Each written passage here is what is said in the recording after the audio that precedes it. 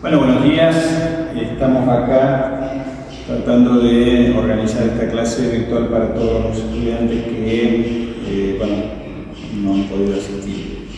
Continuamos entonces con la unidad número 3, el problema psicofísico, y cabe ahora desarrollar lo que es la respuesta de unidad psicosomática. Si hasta ahora habíamos desarrollado las otras respuestas que tenían que ver con el monismo en su vertiente materialista o fisicalista, el monismo también desde la perspectiva idealista de Schopenhauer, Fichte y demás. Corresponde ahora ver una posición intermedia entre los monismos y entre los dualismos. Y estas posiciones intermedias se llaman las respuestas de unidad psicosomática, que intentan presentar de alguna manera un puente, una unión, un nexo de relación entre monismos y dualismos, aceptando las características de ambos. Una de las primeras que nosotros podemos ver, primeras en cuanto a la génesis histórica, es por supuesto el antecedente judío, hebreo y cristiano también, y también por supuesto con su correlato griego, particularmente aristotélico, que se denomina ilemorfismo. ¿Qué es lo que podemos ver, por ejemplo, en el antecedente judío, hebreo, y que son estas perspectivas religiosas? Desde el antecedente judío tenemos algunos términos, por ejemplo el término basar, que significa originalmente carne de cualquier ser vivo, hombre o animal, y de ahí pasa a designar al ser viviente en su totalidad. Vemos en los textos hebreos y en la costumbre oral hebrea que ellos tendían a considerar al ser humano no en su división, digamos, cuerpo, alma, espíritu, sino que este basar, digamos, este concepto identificaba a todo lo corporal y lo espiritual. No había entre los hebreos esa distinción, digamos, entre cuerpo, alma y espíritu, como si fue después la respuesta cristiana, que si bien, digamos, hay una unidad, hay una integración entre todos los componentes, en lo cual no se podrían encontrar componentes separados o sustancias separadas en el ser humano, para los hebreos el ser humano era solamente uno y además designaba con el término carne a toda la materialidad y espiritualidad humana. Eso era la carne. Y el alma estaba vinculada a ese soplo vital que hacía que esta carne, que era todo lo humano, lo espiritual y lo físico, cobrara vida.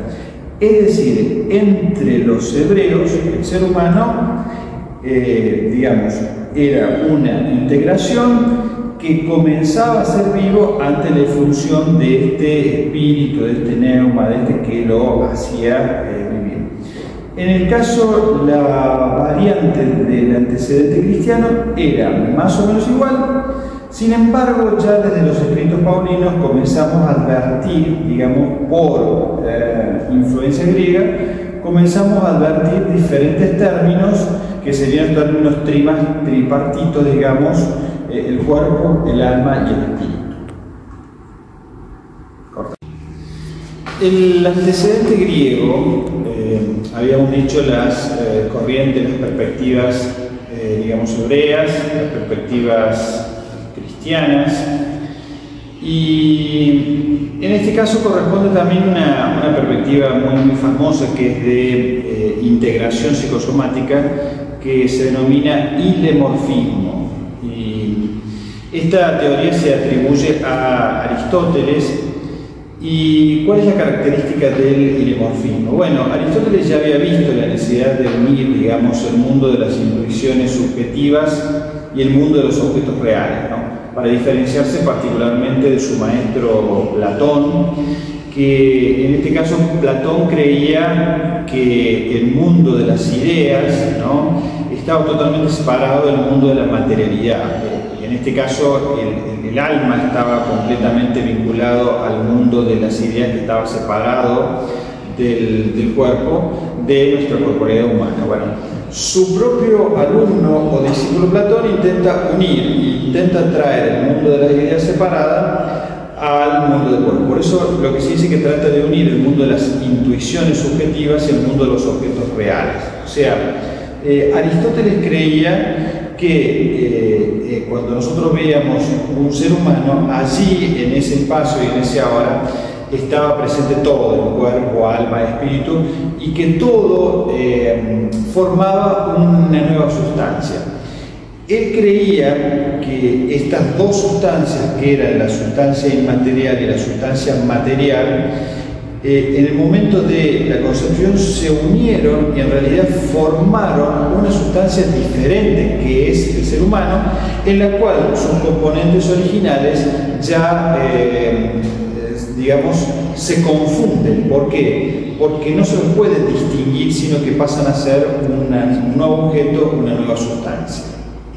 Bueno, ahora pasamos a otro de los exponentes, denominado, bueno, se lo hemos referido Ingarden, que es uno de los primeros pensadores, y además considerado como el padre de la estética de la percepción dentro de la corriente fenomenológica. Y esto, bueno, ¿por qué, digamos, es un referente importante también acá y lo citamos? Porque es uno de los autores que intenta presentar una visión diferente, no instrumental del cuerpo humano, pensando ya en lo que significa, digamos, esta relación de la percepción humana y situado también el cuerpo como este lugar donde se construye la percepción humana. En este caso aparece un concepto de la solidaridad del cuerpo, o sea, el cuerpo es mucho más que la instancia perspectiva, pero también es de algún modo el modo en que el ser humano construye conocimiento alrededor de él.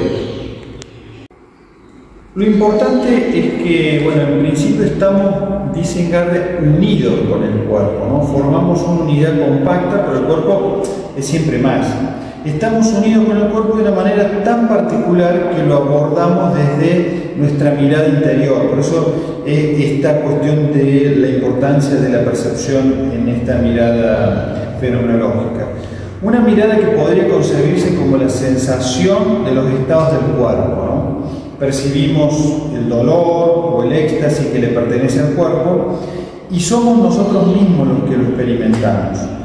Y en esta particular relación que la realidad psíquica tiene con el cuerpo, se pone de manifiesto que el cuerpo en rigor puede expresar, ¿no?, esos estados psíquicos que nos son dados de esta manera en su presencia y directamente.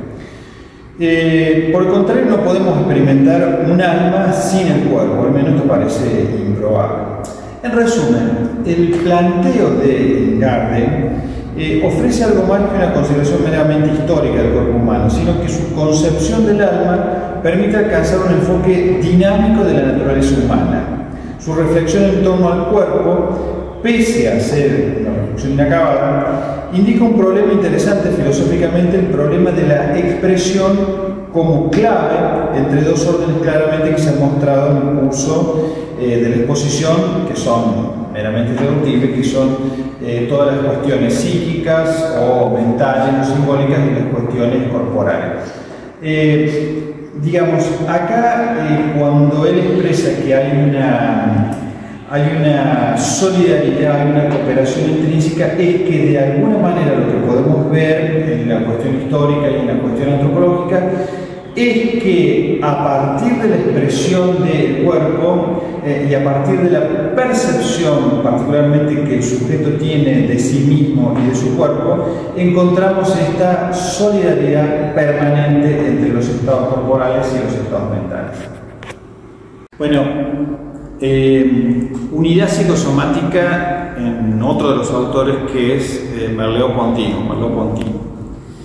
Merleau-Ponty también continúa con la misma perspectiva, digamos, fenomenológica de Ingarden. En este caso, para Merleau-Ponty, que la perspectiva de Merleau-Ponty se llama unidad psicosomática, también encuadrado dentro de la fenomenología, como digo, tiene la particularidad Merleau-Ponty de dejar de llamar a la realidad física cuerpo y comenzar a llamar con el término de corporeidad. ¿Qué diferencia hay entre llamar cuerpo y llamar corporeidad? Bueno, el concepto mismo de corporeidad incluye una categoría nueva y incluye una categoría compleja que intenta de algún modo superar el concepto limitado de cuerpo propio nacido del dualismo cartesiano y también del dualismo platónico. Los grandes aportes, digamos, de esta propuesta somática insisten en el papel esencial del propio cuerpo en el conocimiento, entendiéndolo no como un objeto ni como un instrumento pasivo que se limita a la asociación y coordinación en relación con el medio, digamos, que nos circula, sino también como una unidad significante donadora de sentido. O sea, el cuerpo es una unidad que de alguna manera nos va dotando de sentido, revelando la corporeidad como el modo de ser en el mundo. O sea, nuestra corporeidad no es solamente esa materialidad que nos permite estar aquí ahora, sino que nuestra corporeidad es el modo o el vehículo para ser en el mundo, y poseer un cuerpo es para un viviente conectarse con un medio definido, confundirse con ciertos proyectos y comprometerse continuamente con ellos. Es decir, si el cuerpo es el modo de ser en el mundo y este cuerpo da de unidad de sentido a nuestra vida, mediante nuestro cuerpo también nos comprometemos con los proyectos del mundo, con proyectos que son humanos, y por lo tanto nuestro cuerpo también es un proyecto de mundo. Este cuerpo o esta corporeidad unida a la estructura psíquica por la que el sujeto siente el cuerpo y vive insertado en el mundo material a través del cuerpo. Por el cuerpo, por esta corporeidad que es la unidad psicosomática humana, nos relacionamos con el mundo, vemos el mundo, lo olemos, lo oímos, lo sentimos, lo experimentamos y lo vivenciamos de manera humana. O sea, tener un cuerpo, tener una corporeidad humana implica vivenciar el mundo desde una perspectiva humana, no como si fuera un árbol o algún otro ser vivo. Y la dimensión psicológica o la psique, digamos, el hombre en esta constitución psicosomática, esta unidad dinámica y corpórea con nuestra perspectiva psíquica, nos dice que hay funciones que son específicamente corporales, por ejemplo, la digestión de los alimentos, la relación, digamos, nuestra locomoción al movimiento, y hay otro tipo de funciones que son estrictamente psíquicos, como pueden ser, por ejemplo, el ver, el oler, el sufrir pasiones como la ira y demás. O sea, el psiquismo humano, que es el otro gran constitutivo en este entramado humano, está rico de afecciones denominadas los sentidos, los sentimientos, las emociones, las pasiones y el deseo. Merleau-Ponty insiste en el papel esencial del propio cuerpo en el conocimiento, entendiéndolo no como un objeto ni un instrumento pasivo, sino como esta unidad significante donadora de sentido. O sea, gracias al cuerpo, la vida con la cual entramos en contacto cobra sentido. ¿Cuáles son las implicancias del cuerpo entonces en la actividad psicosomática para Merleau-Ponty? Bueno, habíamos dicho que el ser humano es más que la suma de todas las partes, de todos los órganos y de todas sus funciones. Sabemos que la palabra cuerpo o corporeidad incorpora múltiples significaciones sobre las cuales han influido ciertamente la filosofía, el arte, la religión, la ciencia, la técnica y hasta las leyes del mercado. Y dentro de este último horizonte de sentido no podemos admitir que los cuerpos sean reducidos a meros objetos de consumo o datos controlables como si fueran simples imágenes. ¿Sí? En el siglo pasado, y esto también hemos hablado, el psicoanálisis fue descubriendo y sosteniendo un más allá de la determinación biológica del cuerpo humano y particularmente de la visión científica del positivismo dominante. Y a partir de una palabra, el cuerpo erógeno, desde el psicoanálisis se intentó superar lo que se considera un reduccionismo biológico. El concepto de cuerpo erógeno es mucho más que el concepto de cuerpo órganos, ¿no? Propio de la medicina tradicional, y en el cual supera el plano de la naturaleza al considerar que el cuerpo se conforma a través del desarrollo de la sexualidad y de las operaciones del lenguaje o de la palabra. Un cuerpo que se construye por efecto de la palabra, que en sus excesos y en sus faltas irá construyendo ese resto que hablará corporalmente y se expresará bajo distintas manifestaciones como el padecer, el sufrimiento y la enfermedad.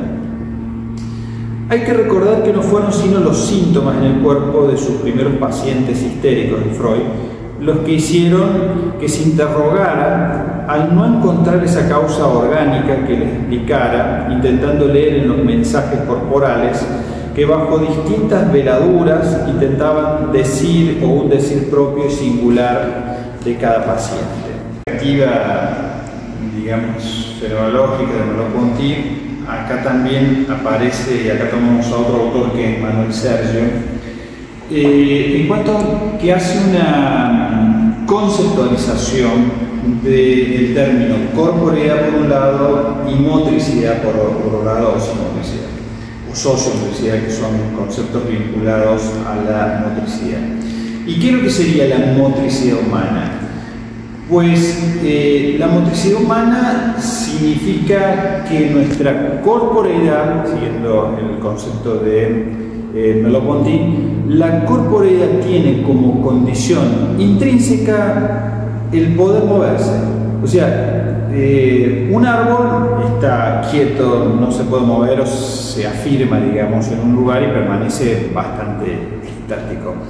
Sin embargo, la corporeidad, si tiene algo intrínseco, es su movilidad. O sea, nosotros al ser cuerpo, al ser una corporeidad, o sea, una unidad de sentido, si hay una característica tanto somática como psíquica, es nuestra realidad en movimiento. El ser humano es algo que se mueve, es un ser que se mueve.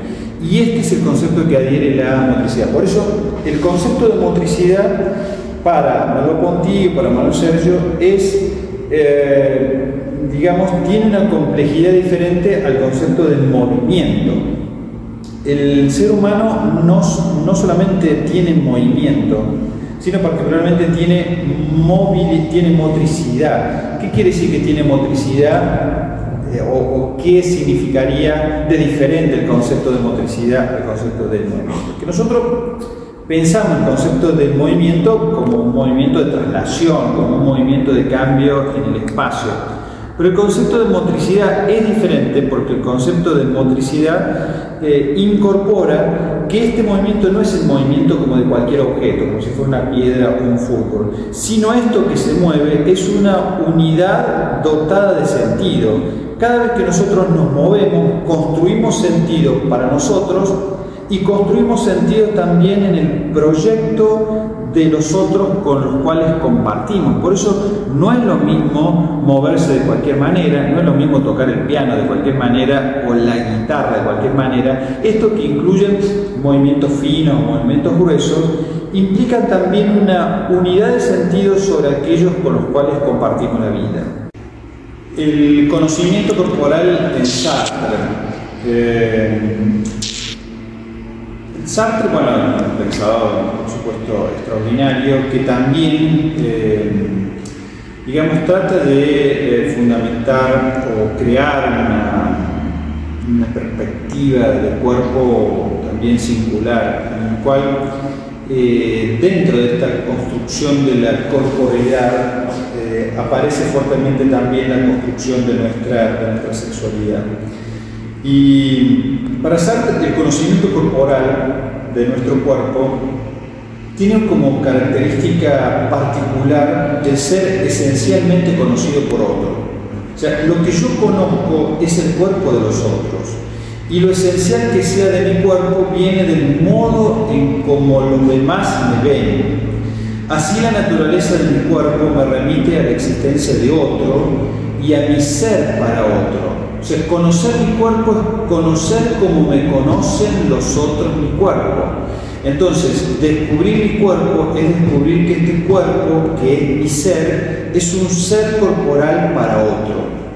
La experiencia interna que nos produce una psiquis o un yo como centro de las operaciones que hacen a la trama de nuestra vida humana no es inmediatamente compatible con el conocimiento objetivo que las ciencias naturales nos ofrecen sobre nuestro cuerpo. El problema del cuerpo y de sus relaciones con la conciencia es oscurecido a menudo por el hecho de que se presenta el cuerpo en primer término como una cierta cosa, ¿no?, en que tiene sus leyes propias y es susceptible de ser definido desde afuera, mientras que la conciencia se accede mediante un tipo de intuición íntima que le es propia, señala Sartre. Y en esto leo una frase de Sartre. Si en efecto, después de haber captado mi conciencia en su interioridad de absoluta y por una serie de actos reflexivos, trato de unirlo a un cierto objeto viviente constituido por un sistema nervioso, un cerebro, glándulas, órganos digestivos, respiratorios y circulatorios, cuya materia misma es susceptible de ser analizada químicamente en átomos de hidrógeno, carbono, nitrógeno, fósforo, etc., me voy a encontrar con dificultades insuperables. Pero estas dificultades provienen que yo intento unir mi conciencia a mi cuerpo sin que al cuerpo de los otros. En efecto, el cuerpo del que acabo de dar la descripción no es mi cuerpo, tal como es para mí. Yo no he visto ni veré jamás mi cerebro ni mis glándulas endócrinas.